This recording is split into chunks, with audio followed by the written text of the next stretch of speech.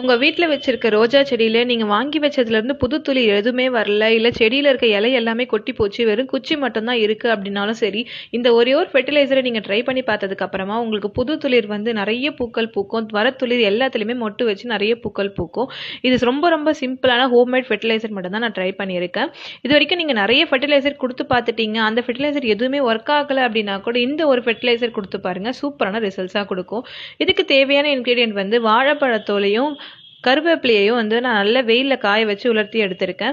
இதை வந்து மிக்ஸி ஜாரில் சேர்த்துட்டு இது கூடவே 1 டீஸ்பூன் அளவுக்கு வெந்தயம், 1 டீஸ்பூன் அளவுக்கு கடுகு சேர்த்துட்டு ஃபைன் பவுடராக அரைச்சி எடுத்துட்டு இதை 1 டீஸ்பூன் அளவுக்கு மண் காஞ்சிருக்கும் போது மண்ணை நல்லா கலரிட்டு ஈவினிங் டைமில் கொடுத்துட்டு தண்ணி ஊற்றிட்டு வாங்க.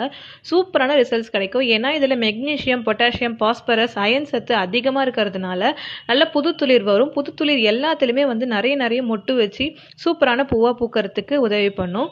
இதில் வந்து அயன் சத்து வந்து நமக்கு செடிக்கு பொதுவாகவே கம்மியாக இருந்ததுன்னா நீங்கள் எந்த ஃபெர்டிலைசர் கொடுத்தீங்க அப்படின்னாலும் அந்த ஃபெர்டிலைசரை வந்து அந்த மண்ணை எடுத்துக்கிட்டு நமக்கு பூ கொடுக்காது. ஸோ அதனால் நீங்கள் இந்த ஃபெர்டிலைசர் ட்ரை பண்ணி பாருங்கள். உங்களுக்கு எந்த டெஃபிஷியன்சி இருந்ததுனாலும் செடியில் இது எல்லாத்தையுமே சரி பண்ணிவிட்டு சூப்பரான ஹெல்த்தியான பூவாக பூக்க வைக்கும். இந்த ஃபெர்டிலைசர் ட்ரை பண்ணி பாருங்கள். வேறு ஏதாவது டிப்ஸ் வேணும்னா மறக்காமல் கமெண்ட் பண்ணுங்கள், நான் ஷேர் பண்ணுறேன். பாய்.